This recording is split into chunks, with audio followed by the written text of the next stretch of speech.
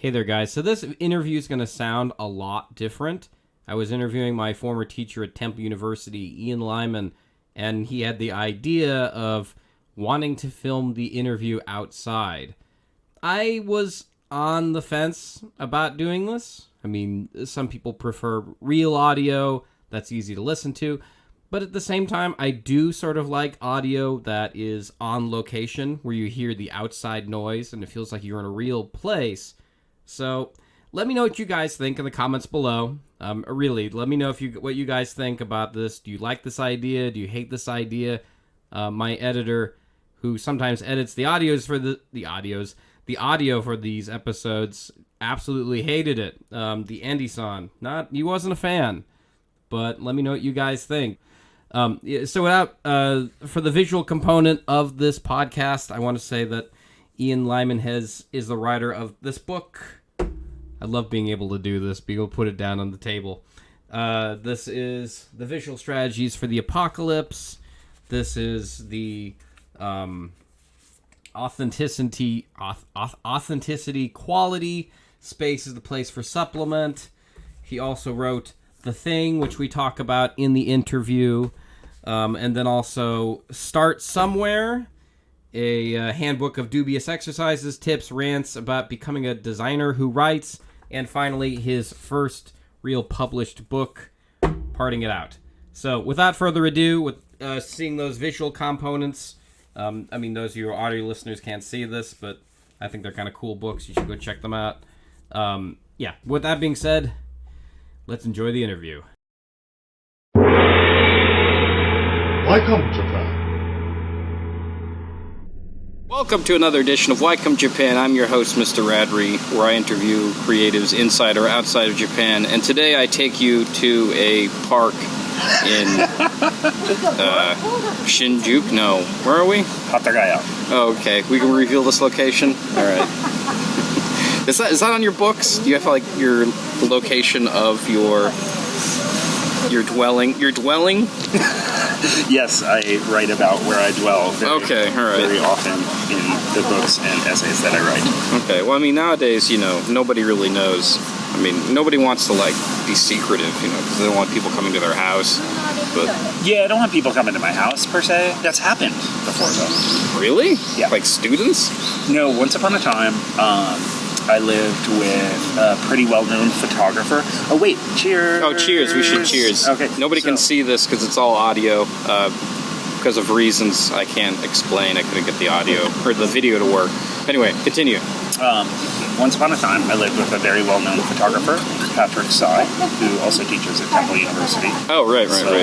Was Patrick teaching when you were at Temple? Possibly? I don't know. I was there 2009... No. 2010, 2011. No, so he was not yet. Patrick, he did a blog for 1 year, about our life living together after the Fukushima earthquake. And basically... So it's definitely post 2011. Yeah. Okay. So, in essence, what happened is that he would always Photoshop out the sign on our house, so people couldn't find us, but he missed one, and one of his big fans showed up at the house one day and scared the crap out of my then girlfriend, now wife. So having a rabid, frothing fanboy at your doorstep. But Patrick wasn't home. It was fun.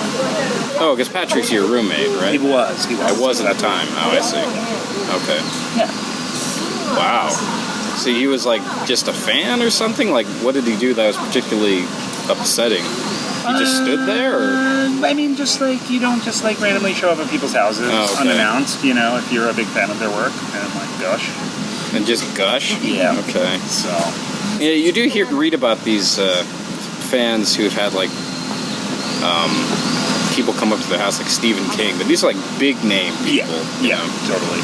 It didn't happen to me. I think that if my address was published, no one would show up. It would be fine. Okay. Well, here's something I wanted to do before we got the podcast started.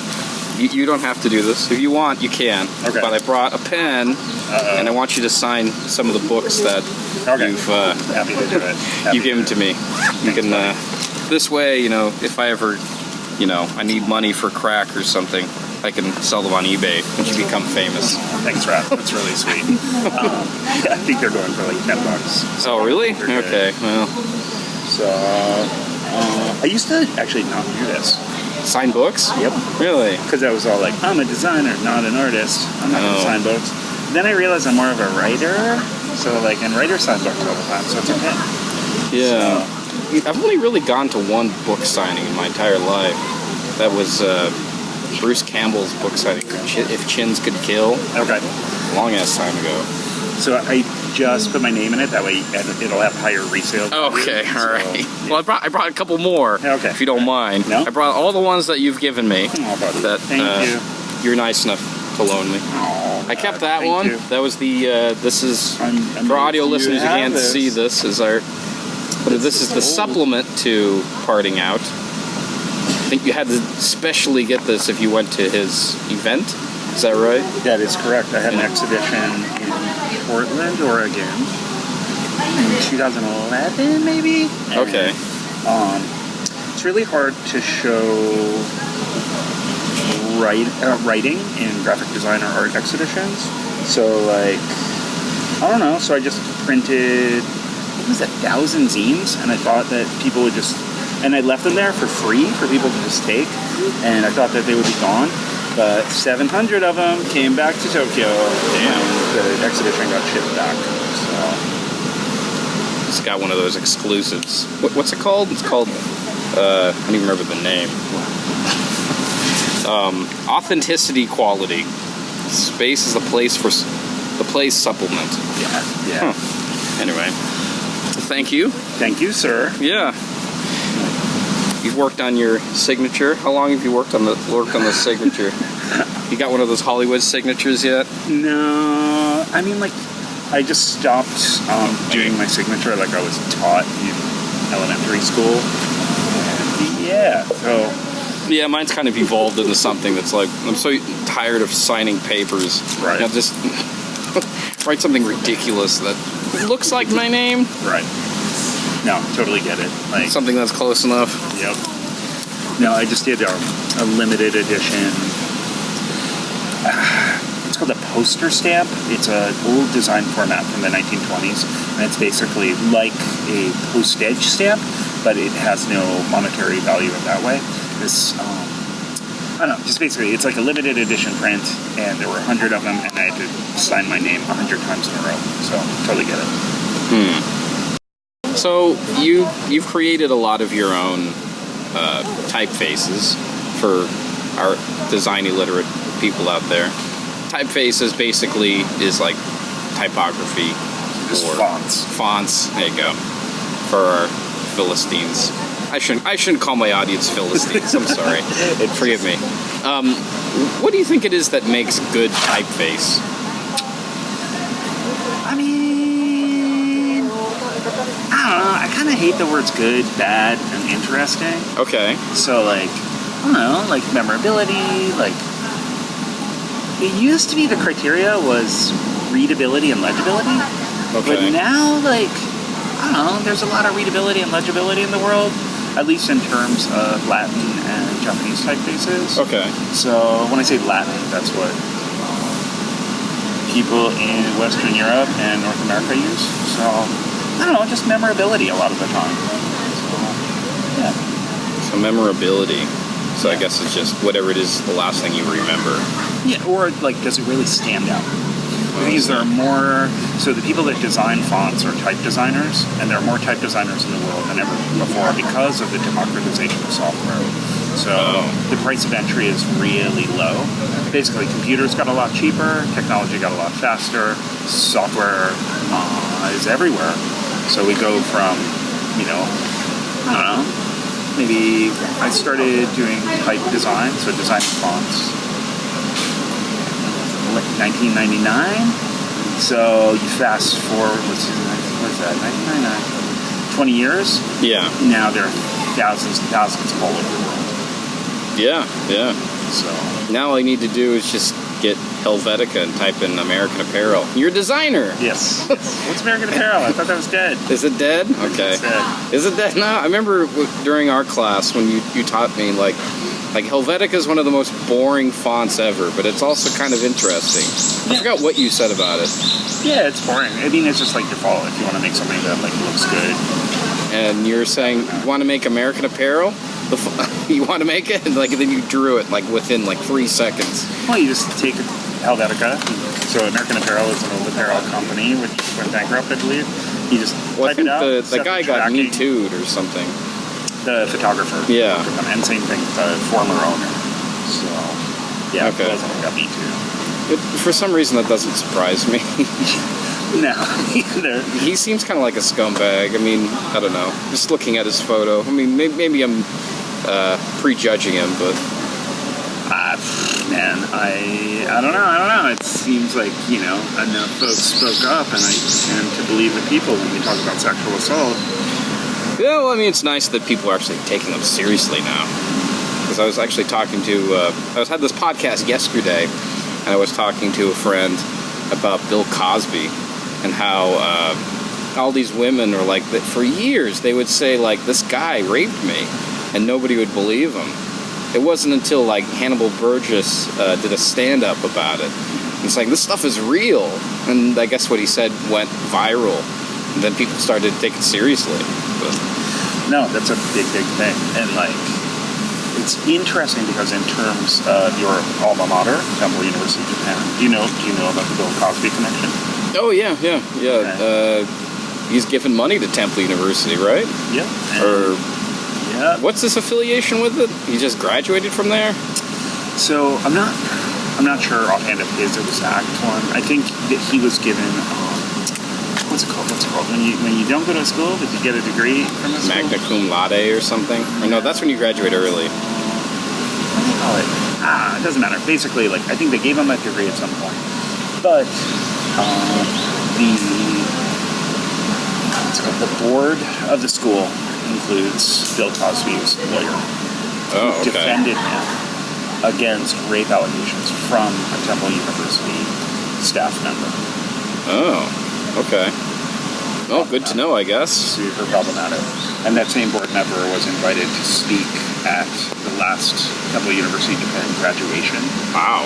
And thanks to the work of a number of amazing women who do a DIY feminist fucking awesome zine, blog, and Instagram account called Uprising. It didn't happen, and I'm incredibly proud of that. Oh, wow. Okay. So, maybe here's something we need to talk about, because how would you define what a zine is?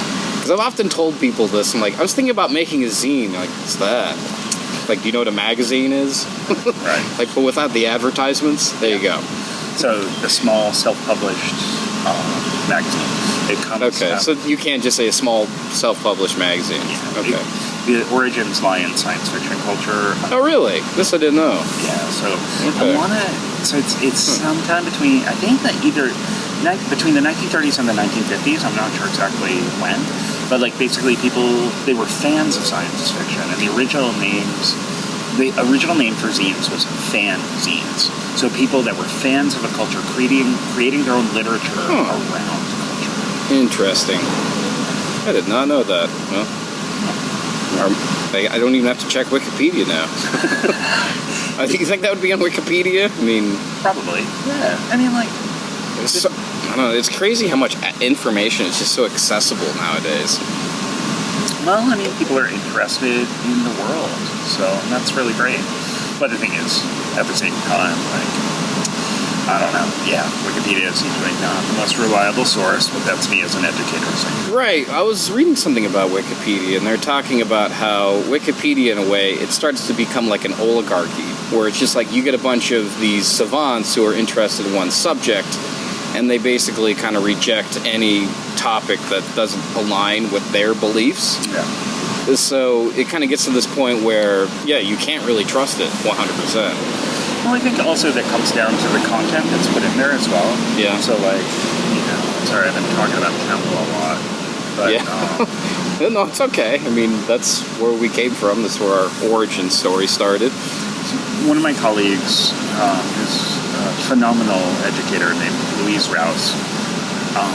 She does basically a Wikipedia edit-a-thon. It's a feminist edit-a-thon every year. Okay. And, like, we go in and, like, just students and faculty get together and just, like, try to, you know, representation in terms of women is really, like, pretty shitty on Wikipedia. So we is go it? in, oh okay. my god, it's terrible. Like, okay. I don't know what the current numbers are, but it's, like, pretty bad. Right. And the thing is, like, we go and we try to put together tons and tons of posts and stubs about people. And, like, lots and lots of stuff gets rejected. Huh. So, last time, I spent, like, 2 hours crafting a whole page about a really phenomenal American design educator named Nikki Ewan, who I teach with at Vermont College of Fine Arts. Okay. Extraordinarily lauded. But, like, they just were like, this person doesn't meet our criteria. Bye. So... What was their criteria? I don't know.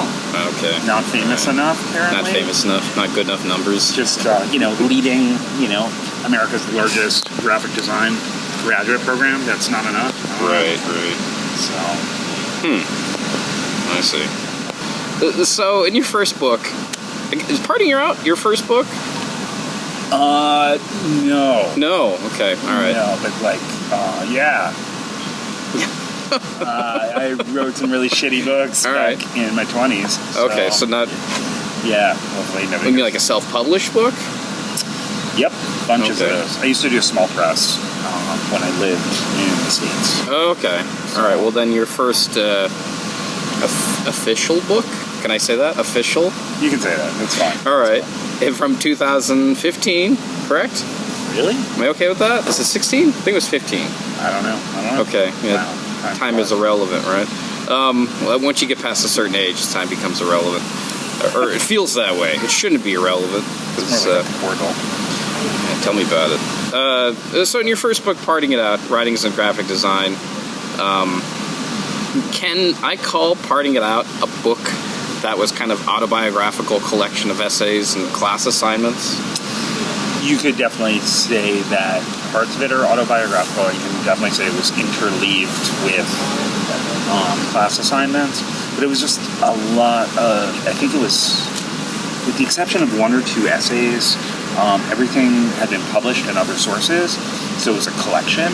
And I was all like, oh, I'm going to do a book. Instead of thinking about, like, you know, like, I don't know, like when you write, you figure things out along the way. And now, I don't know, I put out 3 books this year. So it's like... Right. Oh, you consider those books, not zines? Oh, 2 were zines, but I didn't send you the 400-page book that I edited. Oh, okay. All right. So, you edited. Okay. Yeah, edited and wrote a couple essays for. Not more than a couple.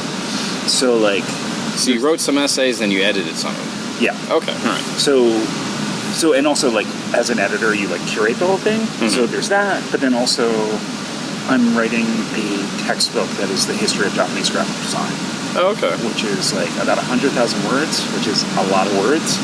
And hopefully, I'm hoping will be canonical in terms of being the history in English. Mm-hmm. So, like, the thing is, like, just like, you know, like exercise, like to build up muscles, you just gotta work at stuff. And I thought, like, oh, this is it. This is my book. It's gonna be done. But then, like, you just, you know, once you get used to writing, you keep writing. And then, I don't know. So that book is just like a collection of essays. Oh, I see. Homework stuff. I see. So your next book would be, you feel would be more quintessential, or? It's not about quality, but I've learned, like, so, like, what I said, the 2 books, which are more like text-based zines, so booklets, but, like, you know, both of those in terms of word count, they're longer than novellas. So you could say that they're both, you know, if you want to quantify it, but, like, I don't know, like, you know, as you write, you get better at writing around a topic and then focusing. Mm-hmm. It may not get better, but, like, you learn how to focus more. Right. Instead of just, like, collecting stuff. Okay. Well, so that new book's in the works. It's about to be published soon? I don't know. It's okay. It's one of those up in the air projects. It's like It's a history from 1870 to 1970. Like, Oh, okay. so yeah, it's big. It's gonna be a while. Okay. So I've noticed from not only just like your class and cyber stalking you on Instagram and other social media stuff, and a lot of your class assignments are created from activities you participated in. Like, for example, I mean, one time you invited me to, there's this one, what would you call them? Website group? AQ Works? Are they a website, right? No, they're a digital studio. So Okay. basically kind of like digital marketing. So like when companies leave. I'm gonna answer that again. in a second. That's okay. I mean, like, I'm definitely I picking know, that like up. audio That's wise, fine. like It'd be interesting. It's the ambiance. Yeah. That's why we came here. so like they used to be a web design studio. A guy for some context, the guy with the suitcase just came by and he dragged his suitcase against the cobblestones here. Anyway, continue. Okay. Forgive me. Sorry. So they used to be a web design studio, and now, like, when Airbnb wanted to come to Japan, they were the studio that localized the Airbnb brand. Oh, okay. So it's a mixture of corporate identity and web design, usability, like UI, UX. Like, they're a phenomenal studio. Oh, okay. So they're definitely still around. They helped with the Airbnb stuff. Oh, yeah. Oh, okay. Very, very present. So they had an event called a Pitch Off. Yeah, that's what I was going to talk about. Okay, so A pitch off. Yeah, they had this event where you invited me to it. Yep. And they would have this thing where they picked up some random image, and then you were given 10 seconds to look at it, and then you had to pitch it as if you were selling something to like a group of clients, like kind of a Mad Men-esque like pitch, Yeah. quote unquote. Yeah, it was super fun because it was like, I think he came toe to toe, like me and Oliver Reichenstein from Information Architects, who's like a very lauded web designer. I remember, yeah. And like we were both like battling for who is going to be the top salesperson. I think I won. Was there a winner? I don't even remember. I don't know if there was a winner, but like I think I won. So Okay. I don't know. But like I don't know. He definitely won. Like he's got a lot of money. He's got a lot more money than I do. So I remember this. Like there was a picture of Ultraman. is that what it was? Yeah, there's a I picture don't of fucking remember. Ultraman, All right. and you're like, we've test marketed the shit out of this thing. Well, we have.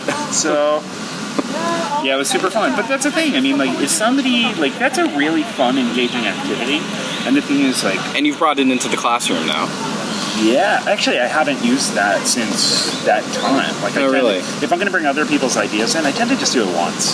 Oh, really? Yeah, I mean, like, because it's like, I don't know, like, it's fun to keep making new stuff all the time.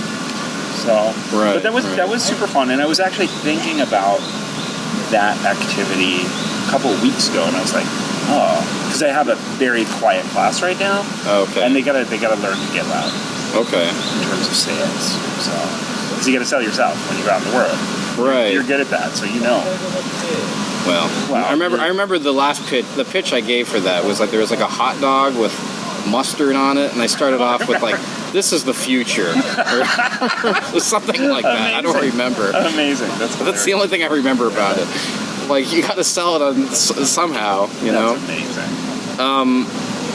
Let me see. So you don't really do this activity that much with your students anymore.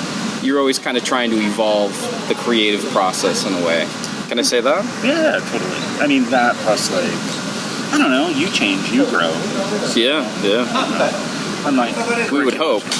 Yeah, totally. And, like, the goals change as well. I used to try to focus on, like, trying to, like, convince everybody to be a designer, and now I just want everyone to have agency and be intellectual. Oh, yeah, actually, this is not one of my questions, but I was reading your piece on potential. And I remember reading that interesting interview you marked about Kurt Vonnegut, about how he said that, Kurt said that, like, he was talking about his sister or something. Yep. And he said that we lived different lives, about how I stood there at a typewriter all day just typing stories while she had more of an autonomous, I guess, lifestyle where she was constantly doing stuff all the time. But she had a lot of talent, but a lot of people thought that, or Kurt Vonnegut in particular thought that she didn't use that quote-unquote potential. Right. So, would you say this was post-reading this or writing that? Or when you said you wanted everybody to become a graphic designer? I think you get... So I went to graduate school for graphic design. Okay. And when you do that, you become very... That and, like, I don't know, just my experiences. I was very indoctrinated into thinking that graphic design was kind of a pinnacle of some form of cultural expression. Okay. And my ideas have changed since then. I see. How would you say they've changed? I mean, graphic design today, it's a rough sell, you know? Like, basically, like... Because everybody's looking for a freelancer or something? Yeah, or? freelance work, so... Yeah, like, it usually doesn't offer stability. It's only, you know, only people that are interested in it should do it. But the thing is, the skills that I teach in the classroom are applicable to a variety of situations. So even if you're an intern these days, you're expected to know InDesign and WordPress. So it's really practical in that way.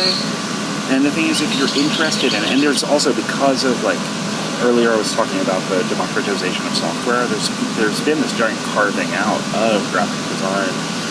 So, like, you know, there are not many large studios left. It's just a bunch of people. Right. Individuals, that is. So, I don't know. If it's applicable, cool, and, like, I don't know, like... What would you say it is that you've learned, the biggest thing you've learned after, you know, teaching for as long as you have? How long have you been teaching at Temple? And I guess Vermont's kind of a new place.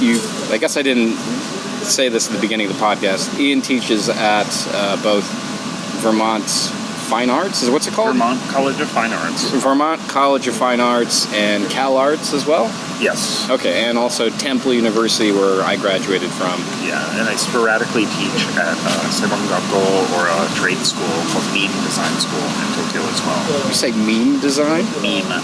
Okay. Okay. Not memes. You should be a teacher of memes. Well, I mean, it's called meme. Right. No, I get you. Yeah. I wish I could go to meme school.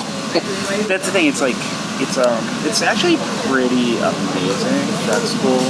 Yeah. It's run by a guy named Nakagaki Nobuo, who studied under some of the leading design educators in Germany.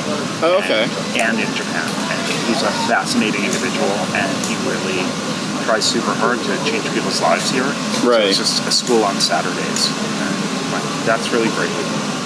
And, like, I don't know, like, go back to your question. So, like, I've been teaching at Temple for, Jesus, how long? A decade now? Wow. So that, and then I've been teaching at VCFA, Vermont. They have a low residency MFA in graphic design, of which I've been the chair. Well, I was the co-chair, then the chair, then the co-chair again, and now I'm just faculty.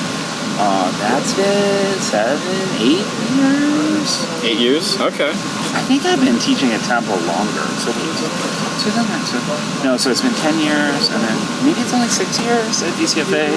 And then Cal Arts, I just joined the faculty as a visiting critic this year. Okay. So, what have I learned from it? Or what was the question is like, what do you think you've learned the most from your students? Like, what is it you think you value from teaching? I mean, other than a paycheck, I mean, there must be something. Yeah. No, it pays shit. Teaching pays shit. It's only like teaching at all those schools and having a pretty vibrant studio practice and a tight boundary and doing writing. Then it turns into something financially. Okay. In terms of the educational context, more and more it's about not what I can teach people, but what I learn. Okay. That's huge. Can you think of any, I guess, examples, like recent ones, or?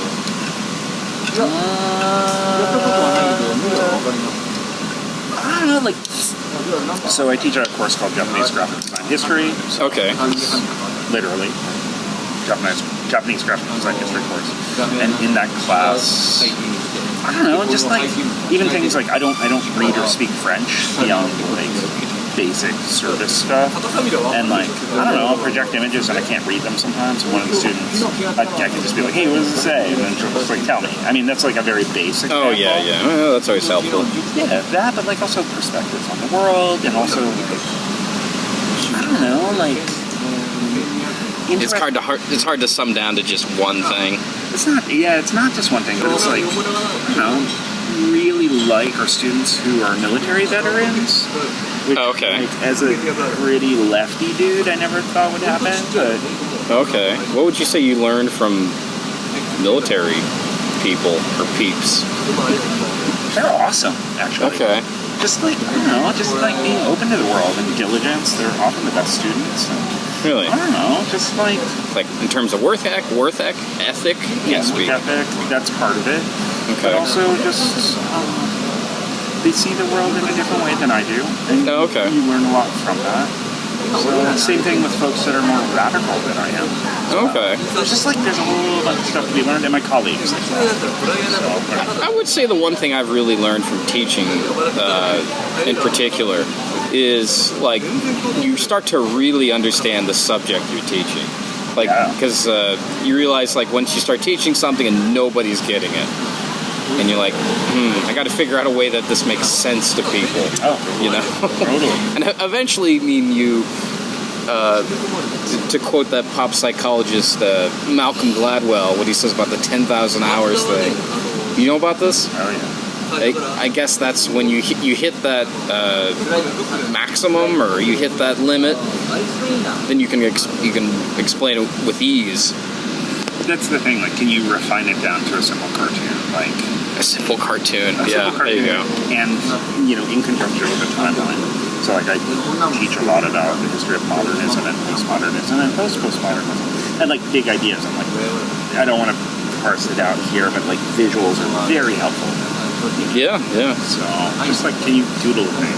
And can people then understand it? Huh. So have you ever considered putting some of your students' artwork into a zine or a book? I mean, with their permission, of course. Yeah, totally. So, like, have one idea and then just show what your students did. I mean, maybe I should just write this book or something. But I think that's a great idea. Yeah.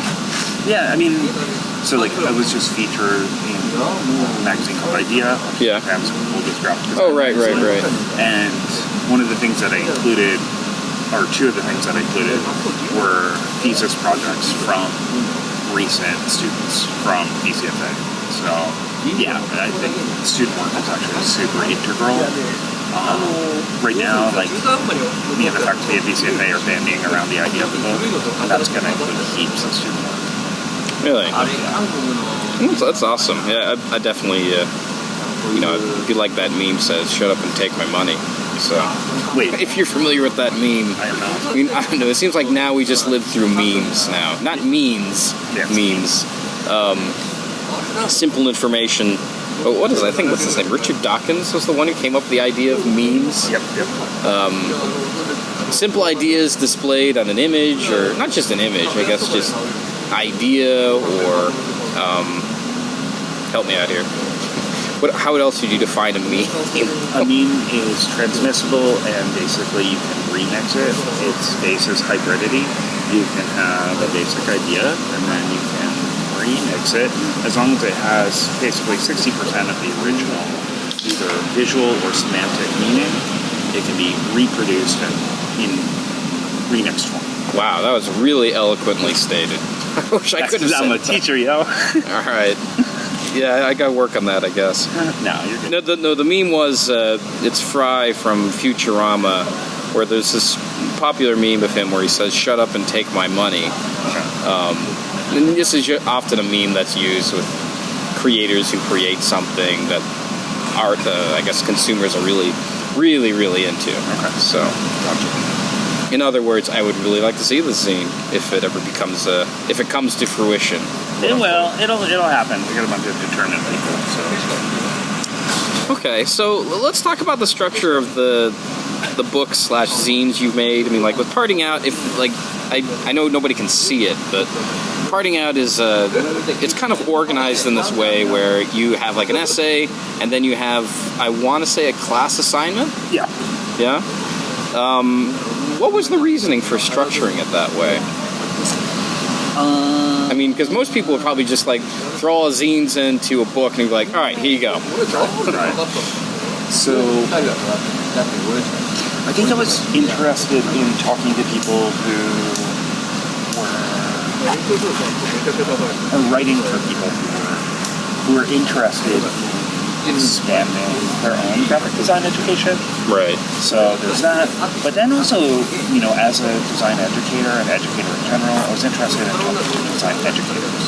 So to basically put up a number of assignments. But the thing is, like, I don't know. Yeah, like I had done the same thing in the previous scene we mentioned before, the Spaces of Life supplement. Okay. So I just thought that was a great thing, and people seemed to like it. So I was like, yeah, I'll do that. And then I did it again in a recent scene, Visual Strategies for the Apocalypse. Okay. And I'm pretty over it. Huh. Well, if it means anything to you, I still have your syllabuses from... Why?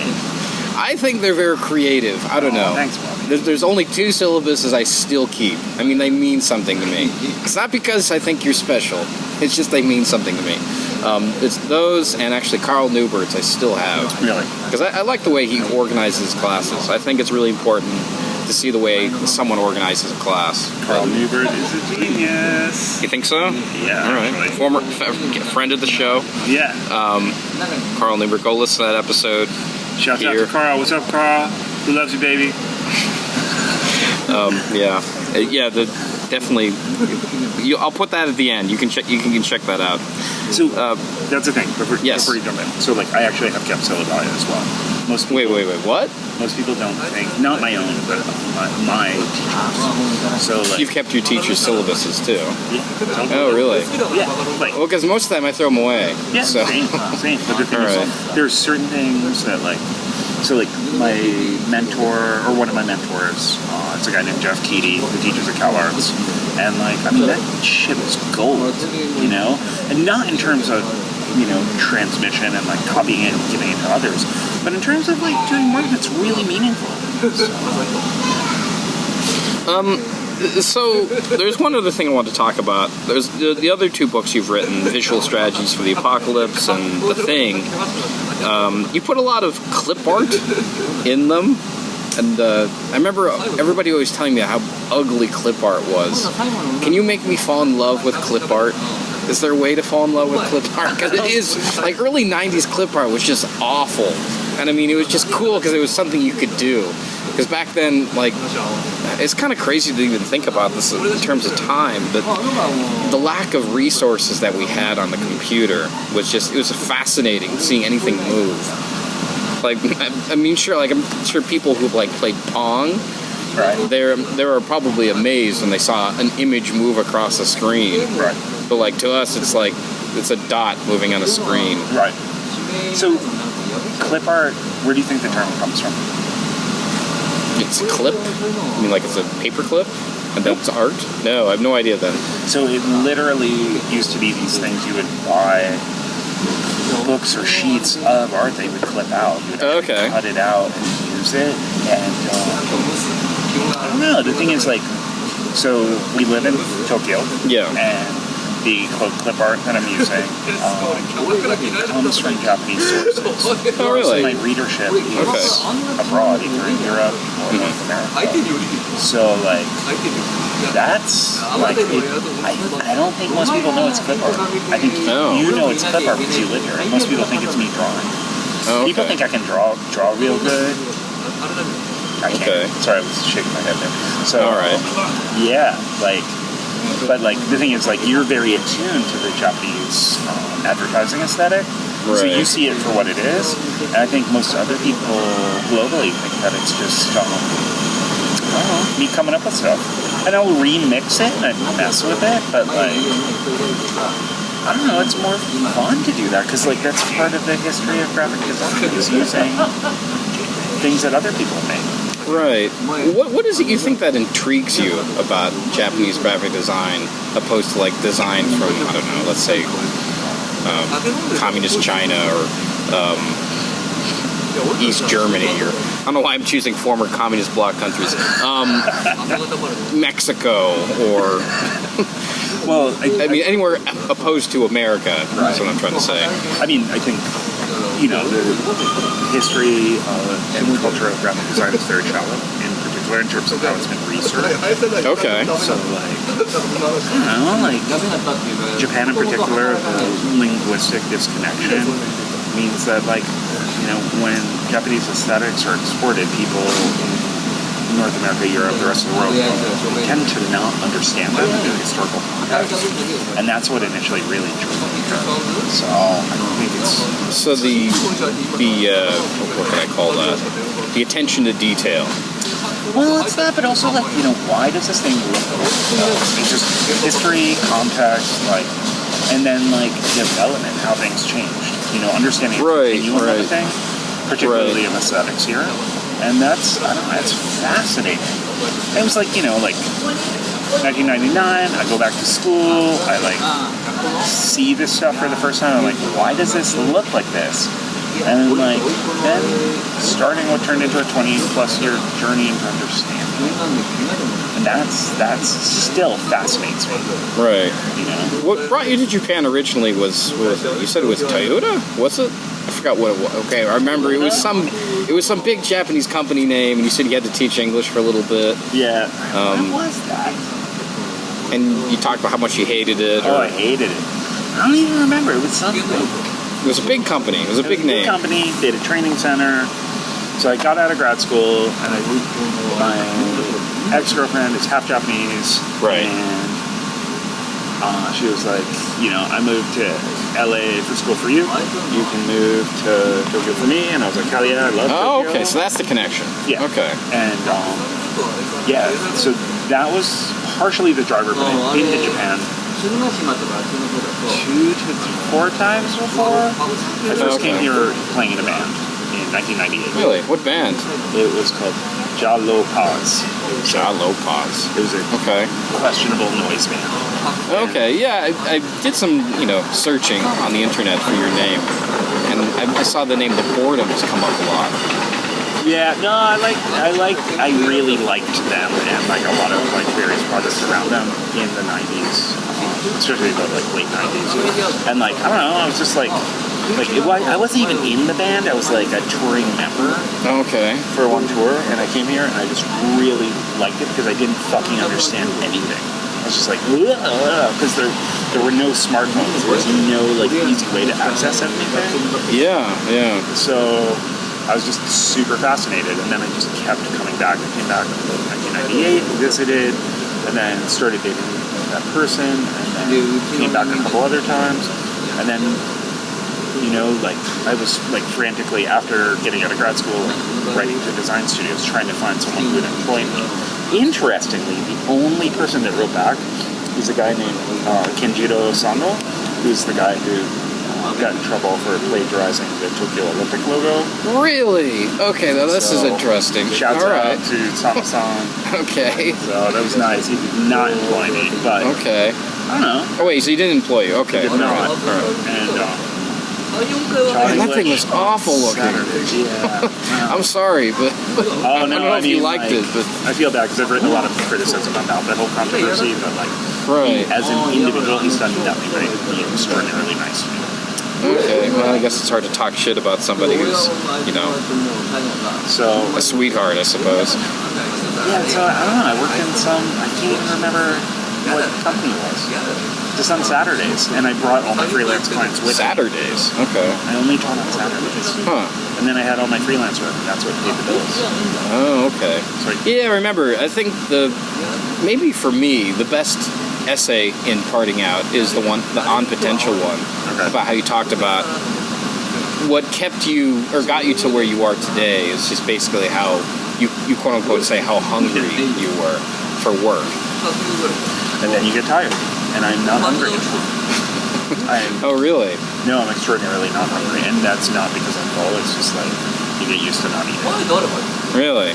Yeah. Huh. Okay. Well, metaphorically. Okay, I see. Huh. What do you think of the marriage between design and advertising? Would you say there's like a merit? Would you say it's kind of weird? I don't know. I was really thinking about this question when I was writing it. I'm like, what do I actually mean by this? Right. I mean, do you share any like opinions on the state of like self-aware authenticity marketing nowadays? Like, for example, Wendy's Twitter handle says stuff like they use the pronoun I, right? Or like you have a bunch of design that's kind of like more marketed. Like one thing that kind of annoys me nowadays, it seems like every product, because I mean there is some design that goes into this, it has to have like some sort of extra message to it. It's like, it's not, I mean, kind of like what you saw in like the end of, spoilers, the end of Mad Men, where like they had the Coca-Cola commercial where Coca-Cola brings everybody together. Nowadays you have stuff like, I don't know if you saw the one Burger King commercial where everybody's sad. It's like, we're sad, but come to Burger King because we're sad. I'm not making this up. It's a completely gross commercial. I can send it to you. But it seems like nowadays it's like I could go to the supermarket and I could buy a candy bar. I'm like, oh, Snickers. What are their thoughts about abortion? I don't know. Like, if you think about it, this is a fucking candy bar. Why do I have to care about its political backings? Or... That'd be amazing if it was a Snickers ad that said abort everything. Yeah, right? They have it on the back of it. You know how they always put those titles on the back of it, like satisfies, or somebody's name, Yuki. Or in Japan, like they put people's names on it. Yeah, totally. So there are kind of two answers to this question. Okay, yeah. I mean, it's not an easy question, so... So the first one is historical. Okay. So before graphic design was called graphic design, it had many names. Mm-hmm. In English, we called it commercial art. Really? Yeah. Huh. So interesting. Advertising and design were really intertwined. But graphic design has always been the aesthetics, and advertising has been both the aesthetics and thinking about things. In the contemporary moment, it's called advertising. It's also called branding. So how you inject a brand with personality.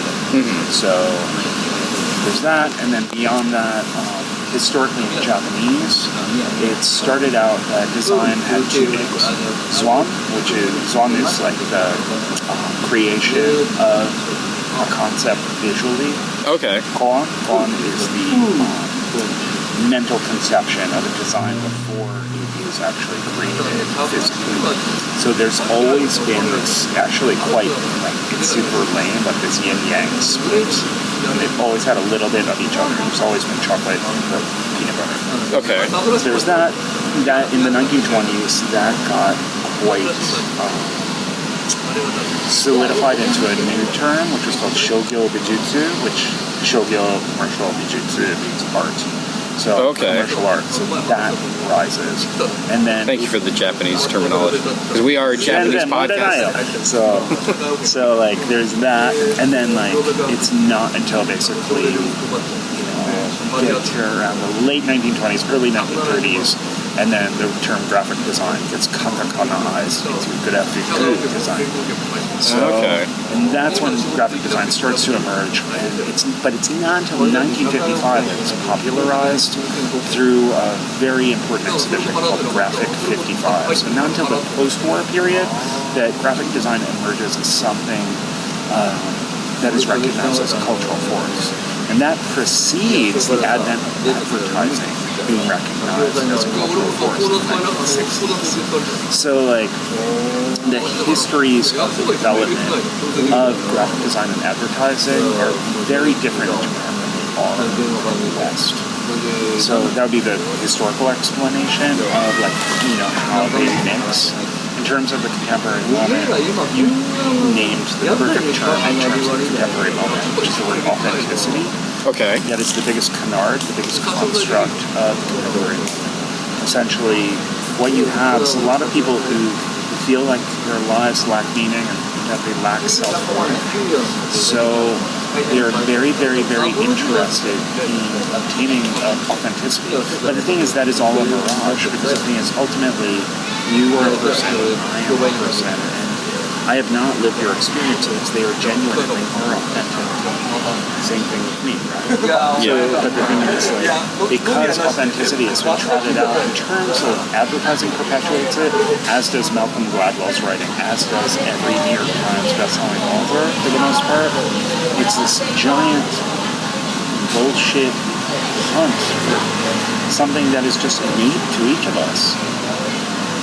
And it's super problematic. And whenever you see something that has a label that says it's authentic, or there's a soundbite that says it's authentic, you should question it. And also, anybody listening to this podcast, you are authentic. Just put it away. Like, you are a good person. Just believe in yourself. Yeah. No. I don't know. Maybe I shouldn't send you that Burger King commercial. No. It is the most disgusting thing you'll ever see in your life. It's like every time I watch it, it's just I want to scream every time. Or like I feel like what's that novel? The science fiction novel. Like I don't have a mouth and I have to scream. I feel like that sometimes. Like the Metallica song? Is that a Metallica song? Okay. Well, it's based on a novel like Johnny Get Your Gun? Maybe, I don't know. I wouldn't. I think it was like Phil K. Dick or something, or one of those guys. Brian Atlas, or I don't know. Because like there was this Metallica song, and it was called Johnny Go Get Your Gun, and it was about a veteran who had lost the ability. He had lost his limbs, his ability to speak, his ability to, I don't know if he could hear, and he was just like tapping out messages to people. Oh, I see. Sorry, darkness. Like. Huh. Well, so I guess with that in mind, is there? No. I mean, is in terms of like the evolution of design, I guess, and advertising. Where do you see it? This is such a fucking interview question. No, I'm like, where do you see it in 10 years? You're like, in a mirror. I always like want to. I love making jokes about these questions, but.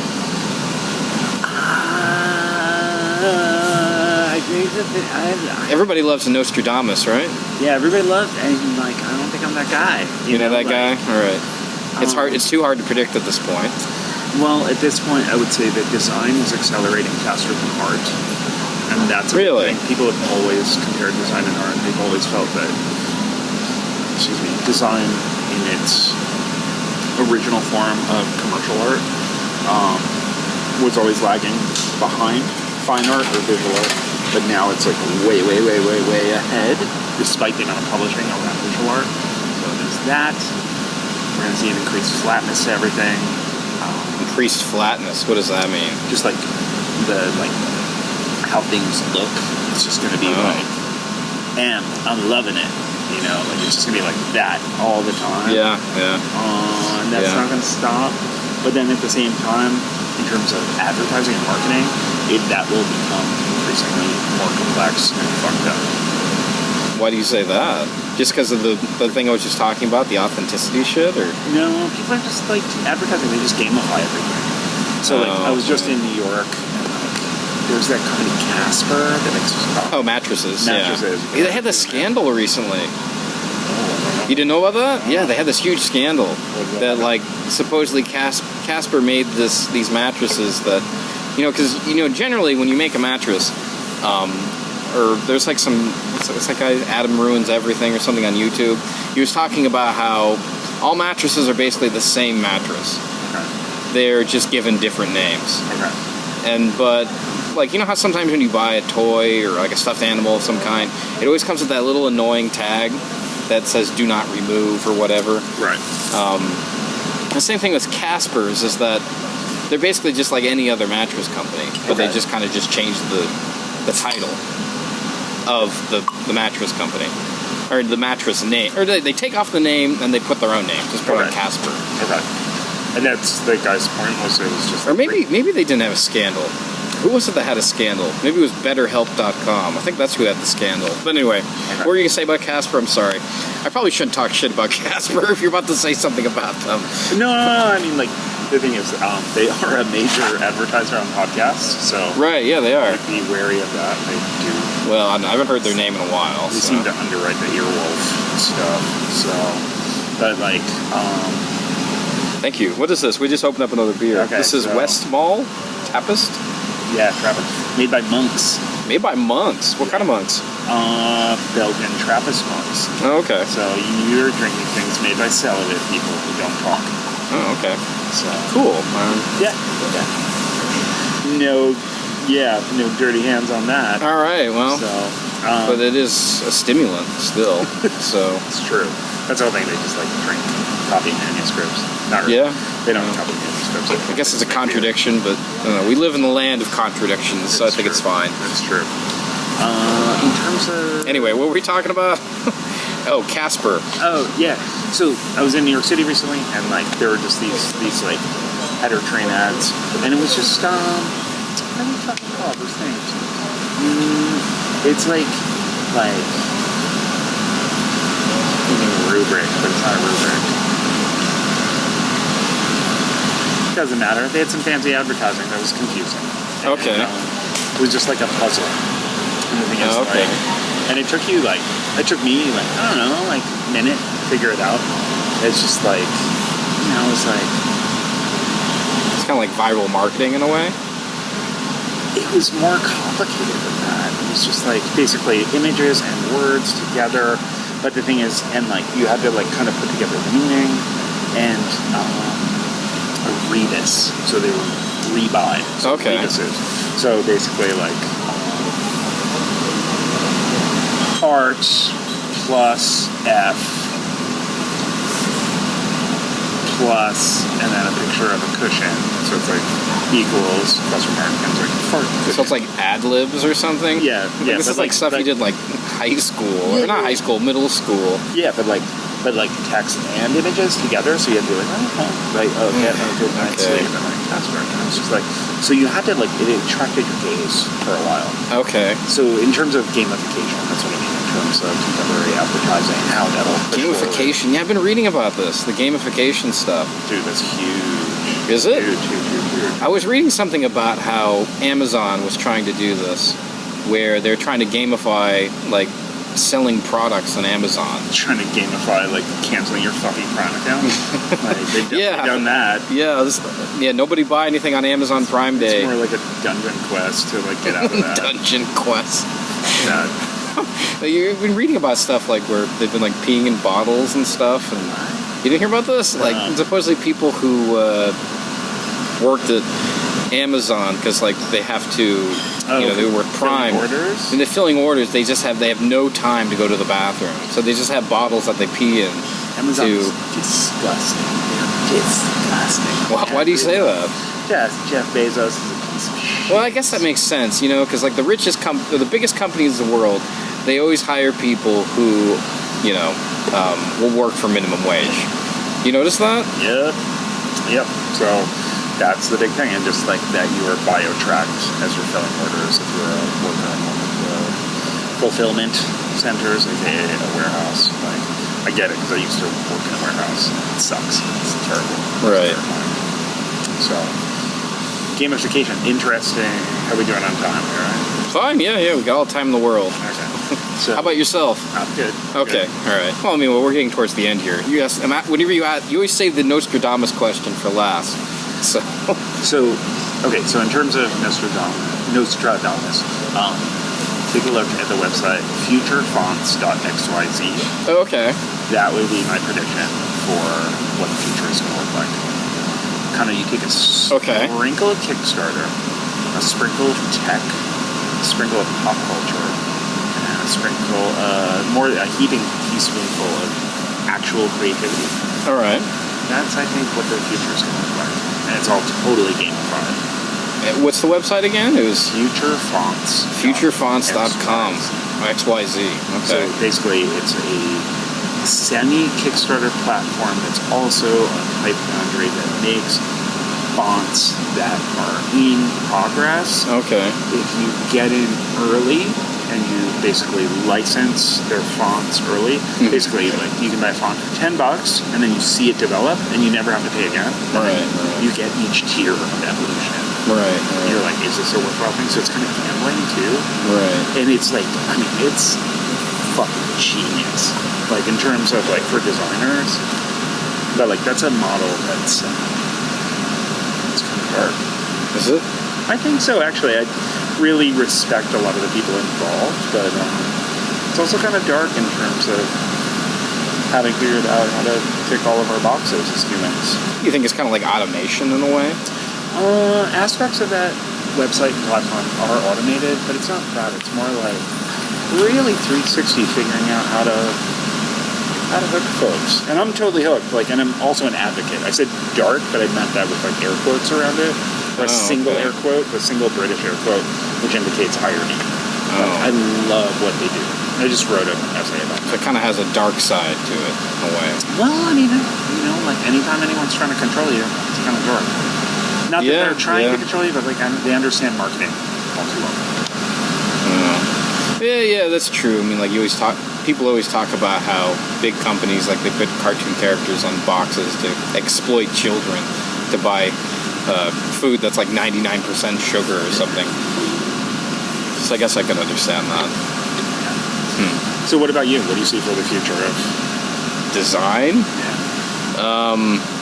It's really hard to say. I guess it's the same what you said. This is that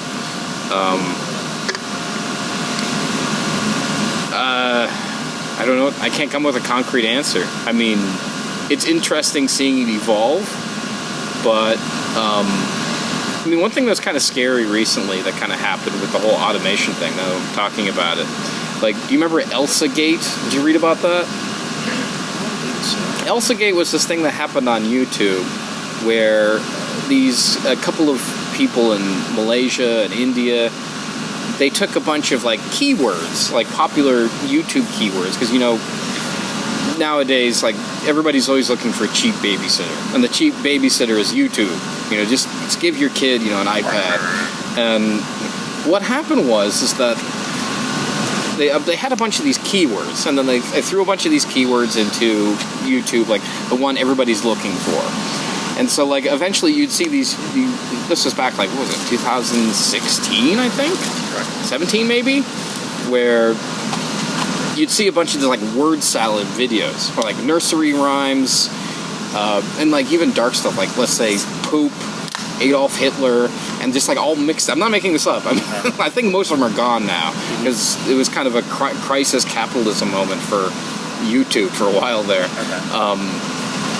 And so what people did with some of these certain countries is they'd make these CGI videos or live action bad actor videos where they would produce these videos just based upon keywords, not based upon creativity, their own creativity. Right. This was automated from some machine. Right, and aggregated. Yeah, an aggregation in a way. Okay. And what's kind of scary about it was that these had millions of views, many views. Not just not what this podcast get, way more. Okay. And I think we're going to see more of that. Yeah, that makes sense. Because I was even talking yesterday with my friend in Osaka on this podcast about how there was a time when you used to go to the movie theater and you'd have to dress up. You'd have to put on a suit and a tie, and you'd have to go to the movies, and it was like going to Sunday school. But nowadays, I was even saying this yesterday, that you can binge watch Stranger Things season 3, half naked with one eye open. Yep. It's so accessible. I mean, that's the thing. I think Netflix is actually the closest analog to contemporary human experience, or to human experience in general. So you watch, close your eyes, you wake up, you do it again. But the thing is, just with most Netflix actually originally series, there's no hero. Everyone's just an antagonist. Kind of you mean with I think you wrote about this in your zine thing. Yes. Yeah, I remember. Radrey reads thing. Yeah. Yeah. That should be your next podcast. Yeah.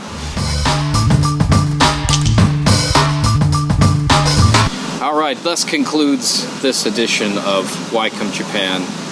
If you made it this far into the podcast, what should they do? I don't know. Something less mundane than leave a like and push subscribe and touch the bell. All right.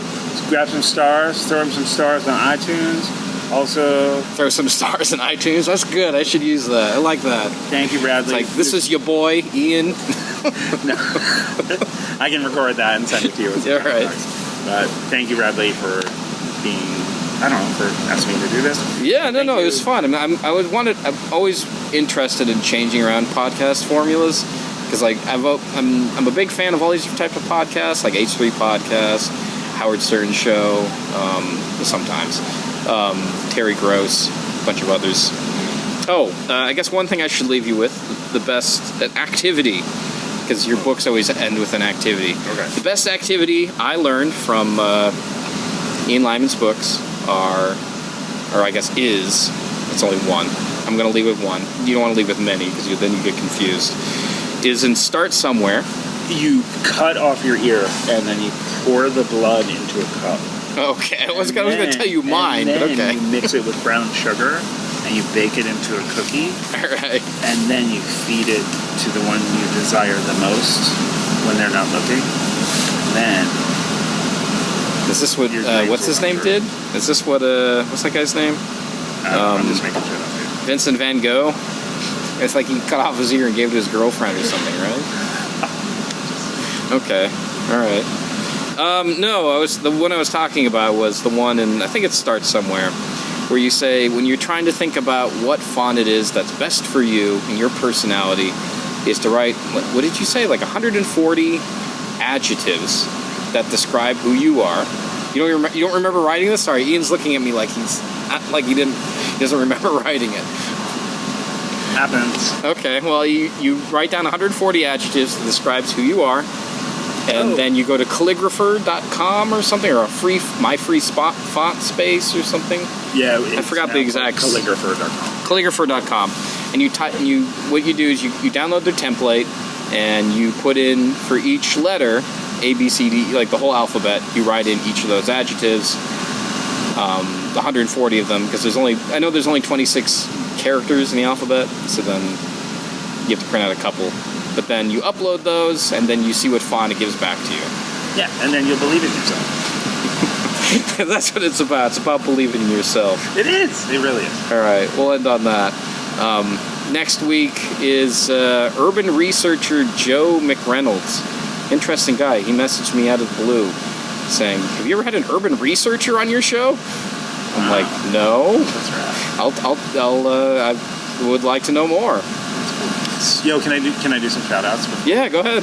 Yo, what's up? I would like to give a shout out to you, Tara, my darling dearest wife. You are my dream magic thing. I would like to give a shout out to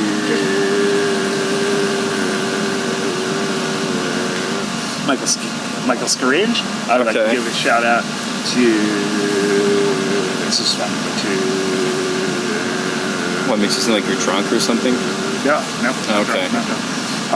It's good for watch time on YouTube. You get them numbers. Alistair. Who's Alistair? Oh, you just made that up? Okay. All right, so until then... Wait, is that it, or is there more? Oh, okay, all right. This reminds me of, like, you ever been to a Ween concert? Okay. Like, sometimes they would drag out their songs until basically they kicked them out of the theater, which is pretty funny because I kept replaying the same song till like 4 a.m. I mean, I loved it. I loved every minute of it, but... Yeah, Dean and Gene. Have you met them? No.